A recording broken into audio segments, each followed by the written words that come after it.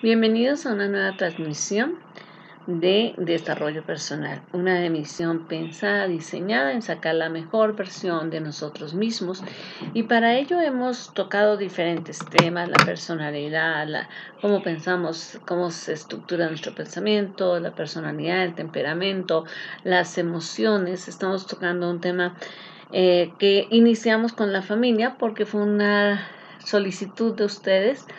Y hablando de la familia, nos dijeron, ¿sabe qué? Concéntrese mucho en los temas de jóvenes. Entonces tocamos un poco el tema de internet. Ahora estamos hablando de esta situación de las relaciones sexuales entre jovencitos.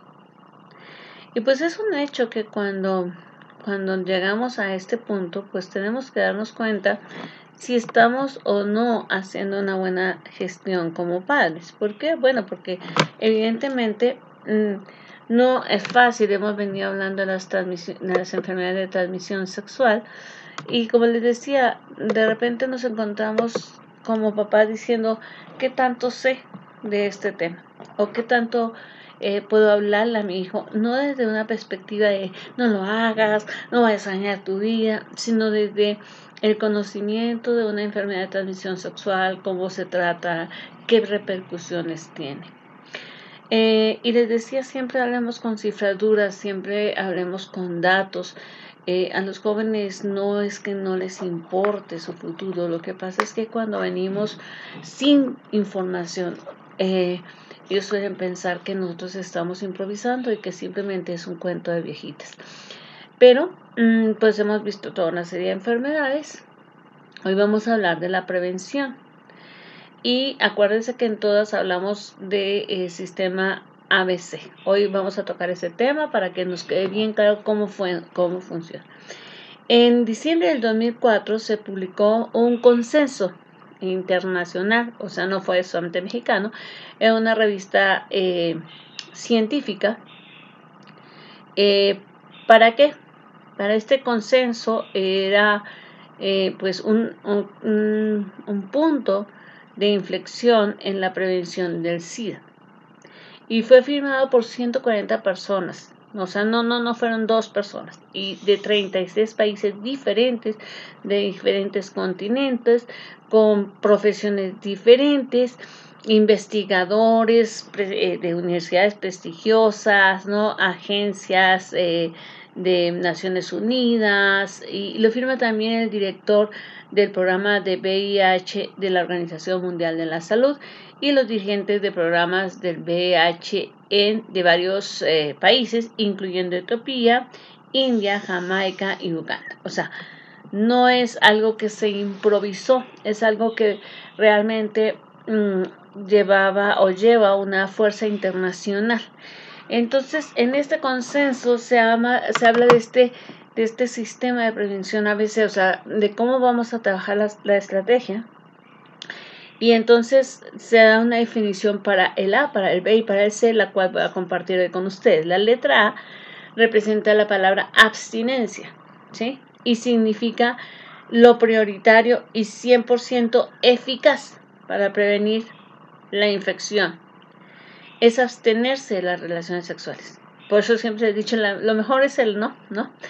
En la práctica se implementa recomendando a los jóvenes que se abstengan al máximo, lo máximo que puedan al inicio de estas relaciones. En días pasados que hablaba con una jovencita que yo conozco, que tiene una vida muy decorosa, nos hacía una pregunta y dice, ¿es cierto que algunas enfermedades se pueden transmitir inclusive por la saliva? Sí. Sí, o sea, sí tienes heridas en la boca, sí, esto. Entonces Dios, tienes que ser consciente, jovencito y jovencita, de con quién estás incursionando en la vida sexual. Y entre más lejos comienzas tu vida sexual, entre más madura estés o más maduro estés, es más fácil que puedas hacer preguntas muy profundas, ¿no? O sea, decimos, bueno, bueno, ¿cómo le puedo preguntar, no sé, a una pareja? A mí me daría pena preguntarle, oye, ¿no tiene ninguna enfermedad? Y entonces otra persona que estaba conmigo le contestó muy asertivamente, Otra profesional le contestó, pues fíjate que si ya tenemos el deseo de tener intimidad con esta persona, debemos tener la confianza de poder hacer esta pregunta. Porque si todavía no podemos hacer esta pregunta, todavía no podemos tener relaciones sexuales con esa persona. Y claro que es así. No podemos simplemente ir por la vida porque este me propuso o porque en la calentura del momento se dio, pues vamos a hacerlo, porque todo el mundo lo hace. Yo tengo que tener la certeza de quién es la persona, pero tengo también que tener la madurez de cuidar mi vida y de poder hacer las preguntas pertinentes.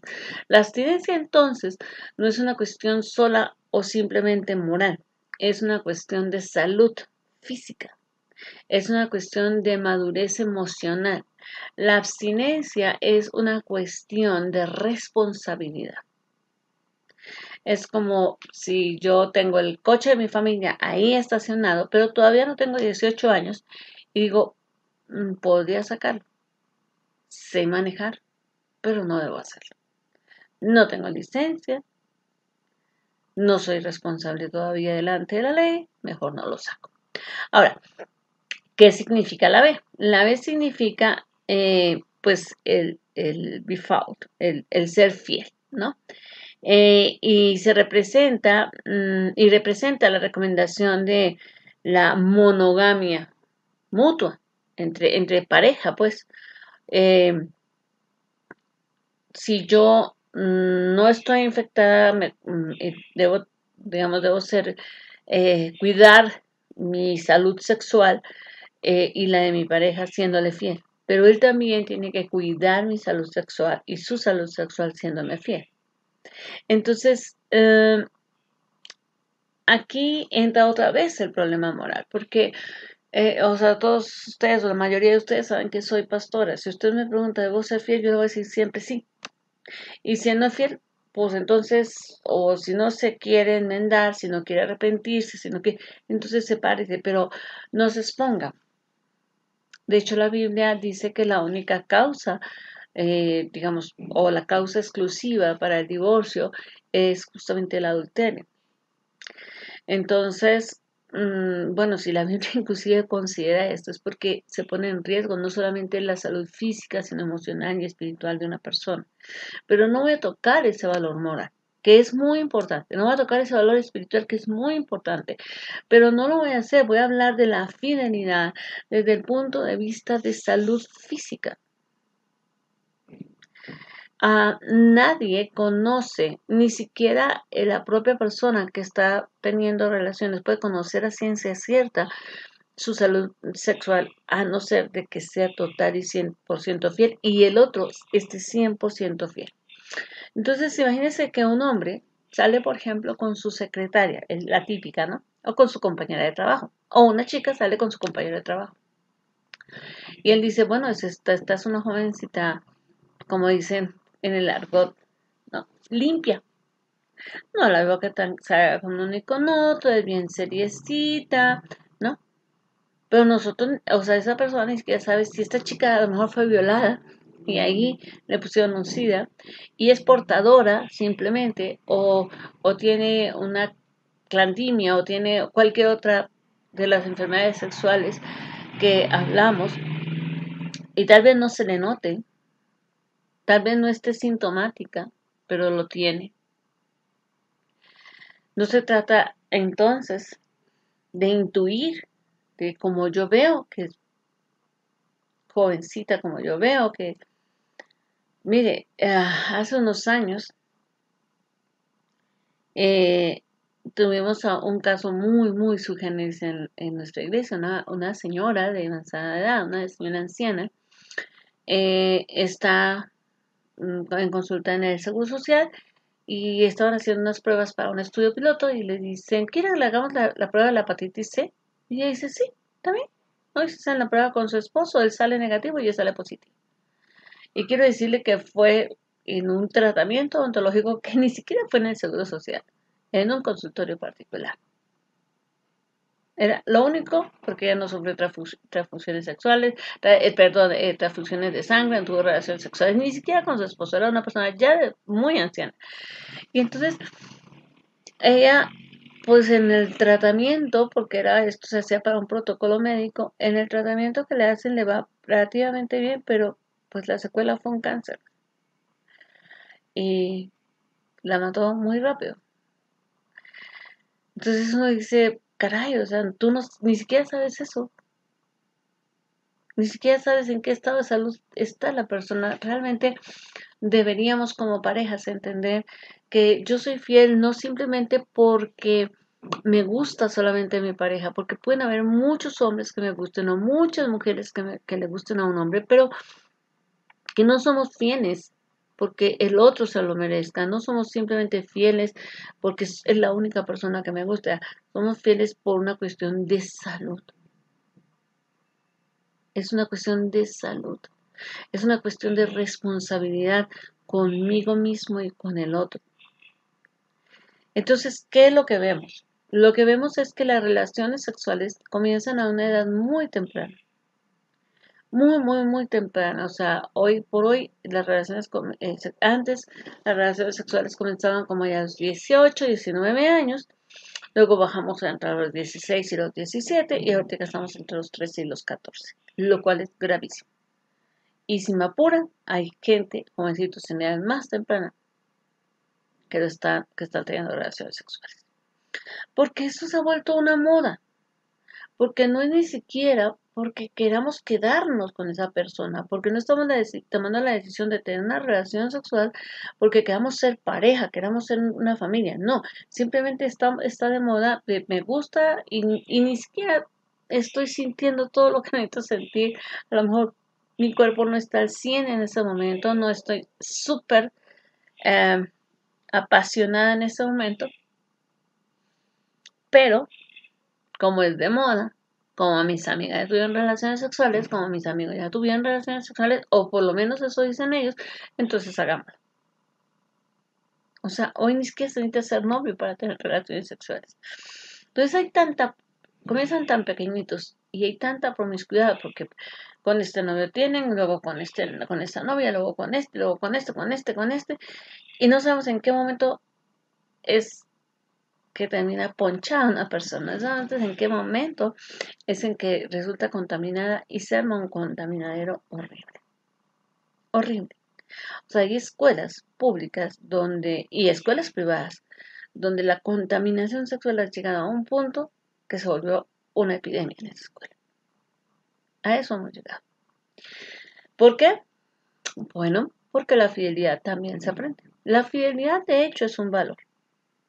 Nadie es infiel porque su pareja lo deja solo, nadie es infiel porque su esposo no la atiende, nadie es infiel porque ella se puso toda fodonga. Uno es fiel o es infiel, simple y llanamente porque tiene ese valor moral o no lo tiene. Entonces es cuestión de valores y los valores se dan en casa. Entonces, si la mamá es una infiel o el papá es un infiel o ambos son infieles, pues no están enseñando el valor de la fidelidad. Y no es el problema de hoy, es el problema del mañana, es el problema de la crianza, no es un problema de yo con mi cuerpo lo que quiera. Claro que puedo hacer con mi cuerpo lo que yo quiera, solo que tengo testigos. Y uno puede decir, bueno, no, mis hijos no se están dando cuenta, pero eso es 100% secundario. Se va a saber. Y en ese momento el valor es trastocado. Ahora, ¿cuál es el grupo C? ¿No? Perdón, antes de seguir adelante, eh, la monogamia es lo que se recomienda, ¿no? O sea, si ya iniciaste la vida sexual, sé monogámico, es decir, ten una sola pareja. Finalmente, y en el caso que fueran rechazadas las recomendaciones anteriores, se habla de la C, recomendando el uso de condones, pero advirtiendo que reducen, pero no eliminan totalmente el riesgo de contagio. Entonces, cuando decíamos la estrategia ABC, era eso, recomienden primero la abstinencia, si ya se rompió la abstinencia, entonces la monogamia responsable, y si no, pues entonces usen condón, pero ya el condón no es la panacea, no, el condón no es 100% confiable. Entonces, aunque pueda parecer muy teórico lo que voy a decir, pero jovencito, si me está escuchando, quiere datos duros, le voy a dar datos duros. No le voy a dar datos de una viejita pastora, no, le voy a dar datos duros de una institución, de un consenso internacional. Del consenso Lancet vamos a hablar de algunos de esos puntos, de los puntos esenciales. Dice, a los jóvenes habría que darles el mensaje prioritario de que retrasen al máximo el inicio de sus relaciones sexuales, porque está demostrado que cuanto antes se inician, mayor es la probabilidad de contraer una infección de transmisión sexual, o sea, una ITS. Algunas de estas infecciones, como el SIDA y las verrugas genitales producidas por el virus del papiloma humano, no tienen curación, son ahí se van a quedar. O sea, el tratamiento ayuda a manejar, pero no quita. A los jóvenes que ya habían iniciado las relaciones sexuales se les debería recomendar que dejen de tenerlas y cuando decidan seguir, advertirles del uso del preservativo, que el uso del preservativo puede, como les decía, disminuir, pero nunca eliminar el contagio. Cuando se vaya a invertir con adultos sexualmente activos, la primera prioridad debe ser promover la fidelidad mutua con una pareja no infectada, obviamente, como la mejor forma de asegurar evitar la infección como por ejemplo por el VIH, ¿no? O sea, necesitamos entonces decirle a la gente adulta, sea fiel. Entonces tú llegas a los antros. Yo tuve una experiencia hace muchos años en una clínica de toxicología que yo trabajaba en Colombia, de llegar una jovencita, una chica como de 15 años, con un señor y una señora, que pues para mí eran sus papás en ese momento, o sea, yo no los conocía, y eran como las 12 o 1 de la mañana, era la madrugada, pues. Abro la puerta y me dicen, ¿hacen pruebas de toxicología? Sí, ¿cómo no? Y entonces, pues yo así, sigan por favor, porque se toma en ese momento la muestra y después se entregan los resultados, ¿no? Entonces los hago pasar para que les tomen la muestra y le digo, jovencita, pasa para que te tomen la muestra. Yo asumiendo que la mamá y el papá la traían a ella. Y ella dijo, no, es para mi mamá y su pareja. Y yo me quedé así como, oh no. O sea, ni siquiera el esposo, lo cual es muy común, pero, y no es mi problema, pero es como tu hija tiene que llegar a tomar esa responsabilidad sobre ti como papá. ¿Cómo es posible que en muchos casos la infidelidad llegue a tocar tan fuertemente a una pareja que un papá pueda llegar a decirle a su hijo de 20, 25 años, siempre le fui infiel a tu mamá? O sea, ¿cómo? O sea, ¿y cómo lo dice con tanta gallardía? ¿Cómo lo dice con tanto desafán, ¿no? Como que no pasó nada.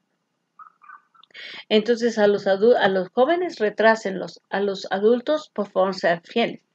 A las personas que tienen mayor riesgo de contraer SIDA, como las personas homosexuales o heterosexuales promiscuos, personas que se inyectan drogas, personas que comercializan con el sexo, se les debería recomendar la utilización de preservativos. Si no aceptan las opciones A y B, pues entonces usen preservativos, pero advirtiendo siempre que puede así reducir el riesgo, pero nunca evitarlo del todo. No se evita. Entonces, las personas de riesgo, o sea, el grupo C, debe ser considerado como personas que tienen que actuar con una responsabilidad mucho mayor porque ya tomaron una decisión. Y no vamos a hablar del aspecto moral, de si es o no pecado, porque bueno, si usted, como yo, es creyente, pues sabemos que eso no está bien y que es un pecado. No es un error, no es una elección, es un pecado. Es una elección que te lleva al pecado.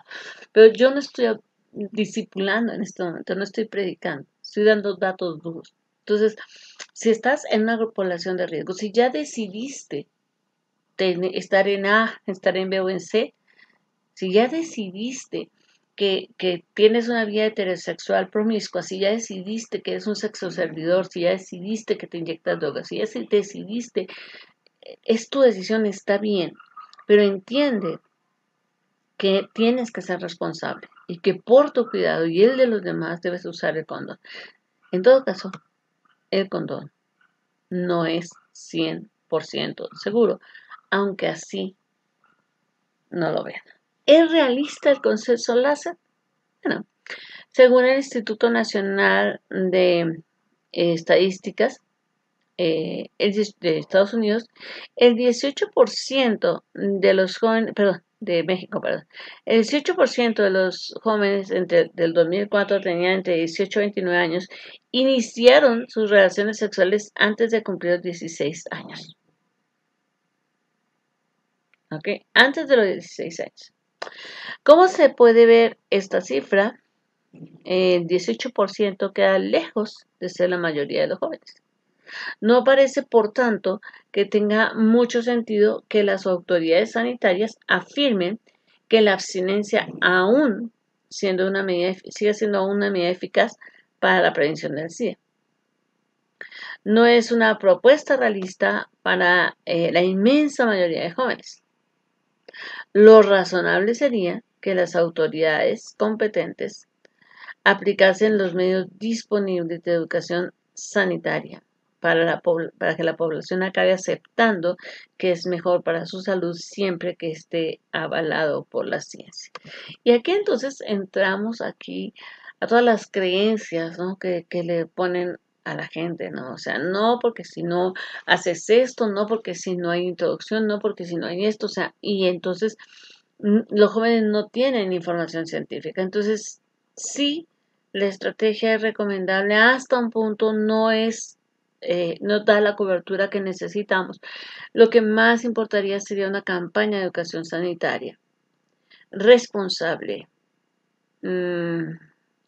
vivencial, porque yo no sé cuántos jóvenes puedan recordar cuando les dan clases de educación sexual, todo el mundo se ríe, porque es incómodo este tipo de información, ¿no? Entonces es como que, no me río porque pues, quiero evitarlo, o empiezan a mirar al que ya saben que tienen relaciones sexuales, o se empiezan a hacer chistes, y entonces ahí se va la eficacia de la formación. Y creo que la formación tiene que ir primero a los padres y luego a los jóvenes, ¿no? Recordamos que tampoco es realista aparentemente plantear programas de educación sanitaria para prevenir el tabaquismo. Hace unos años, cuando en muchos grupos de edad más del 75% de la población fumaba, sin embargo se hizo y se sigue haciendo todo lo posible por el bien común, no solamente por el bien del fumador, sino del no fumador. Y no se consideró que era cuestión de elección personal. Hay países con realidades peores que las del Estado español, por ejemplo, donde el 75% de la gente fuma, donde se ha conseguido que la proporción de jóvenes que inician sus relaciones sexuales antes de los 16 años pase del 60 al 5%. La evidencia científica ha demostrado que esto es posible si las autoridades pertinentes tienen en cuenta la voluntad.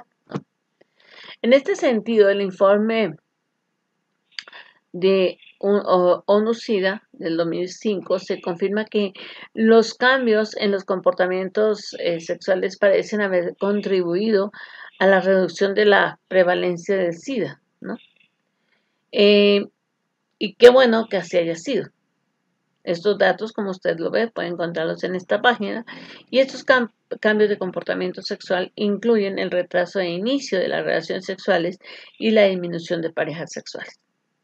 Por eso no se entiende tampoco que se afirme que el matrimonio o la unión estable, la fidelidad, no necesariamente es una protección contra el VIH. O sea, vuelvo a decirlo, o sea, ¿de qué me sirve a mí ser fiel si el otro es infiel? O si el otro ya llega contaminado. Supongamos que en este momento es fiel, pero que llegó con esta enfermedad, ¿no? Entonces, realmente, no en todos los países del mundo se pide un certificado o exámenes prematrimoniales, pero debería ser. Cuando prestigiosos especialistas de salud pública afirman, por el contrario, que son los puntos fundamentales en toda estrategia de lucha contra el SIDA. Entonces, aquí encontramos posiciones encontradas. Dicen, sí, por una parte, la estrategia sirve, por otra parte, no sirve tanto, pero lo mejor es la educación, pero pues la educación tampoco da resultados contundentes. Bueno, a veces sí se tiene en cuenta la voluntad. Estamos trabajando con seres humanos. Y mientras eso pase, es muy difícil hablar de algo que funcione al 100%. No hay una fórmula como para establecer masa, volumen y peso. No hay esa fórmula para manejar al ser humano. En ocasiones se argumenta que la fidelidad no es una medida preventiva, por ejemplo, en el caso útil para la mujer, ya que muchas mujeres fieles se infectan por sus maridos, que ellos no han sido fieles. Evidentemente, cuando se habla de la eficacia de la fidelidad, se entiende que debe ser una fidelidad mutua, es una auténtica fidelidad.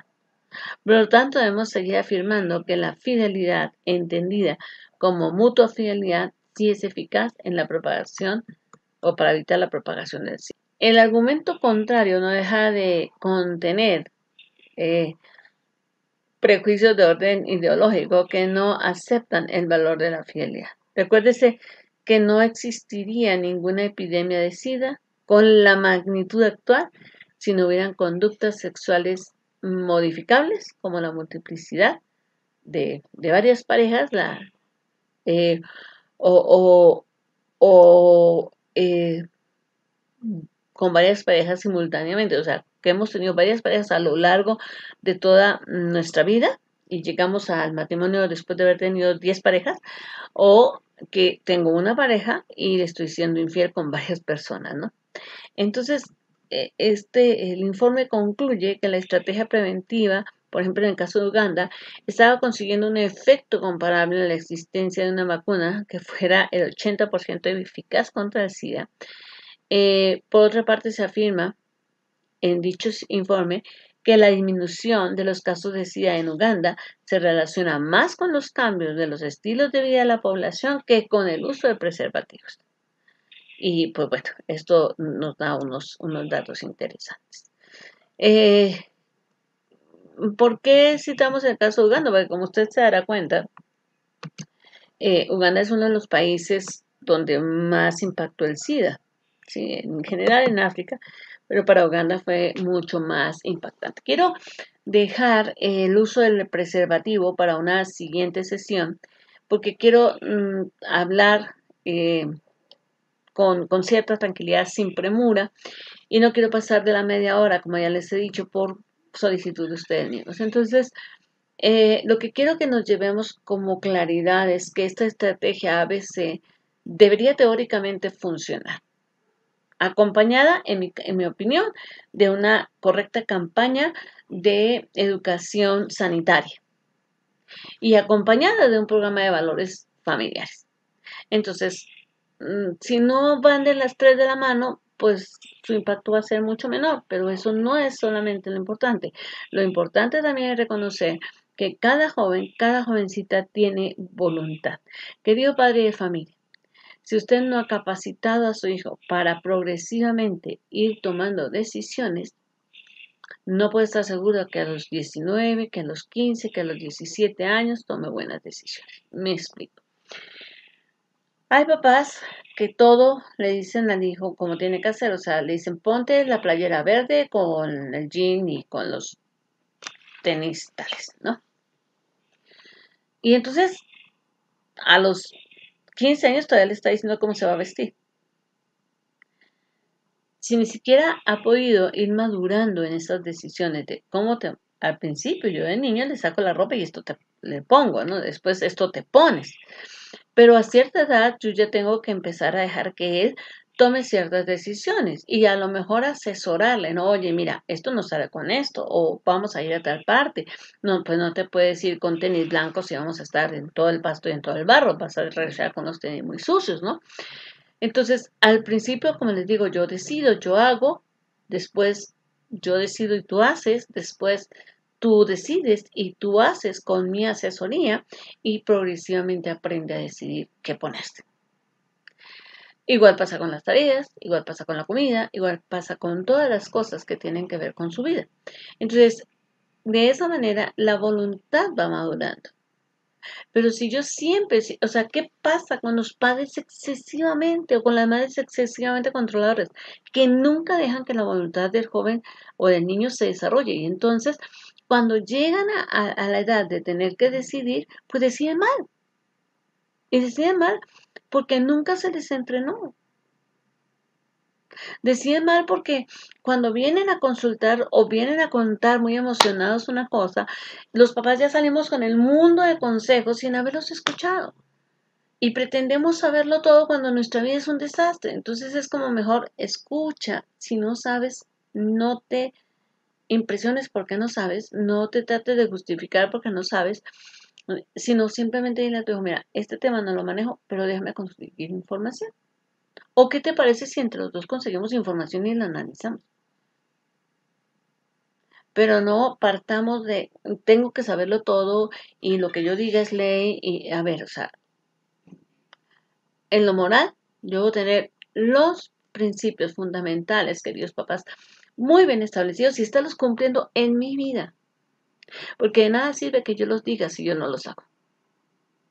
Entonces creo que esto es la campaña de educación empieza con los papás, no con los hijos. ¿De acuerdo?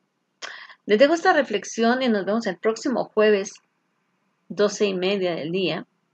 Un abrazo, les amo un montón. Por favor, agradezco sus comentarios y estamos aquí para servirles. Cualquier cosa que necesiten, con mucho gusto. No olviden dejarme ahí un like o a registrarse, eh, suscribirse en esta página, ¿sí? O compartir este video, lo que quiera.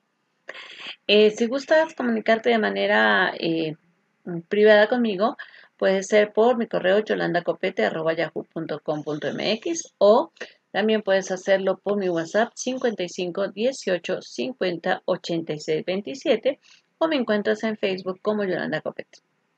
Un abrazo, nos vemos el jueves.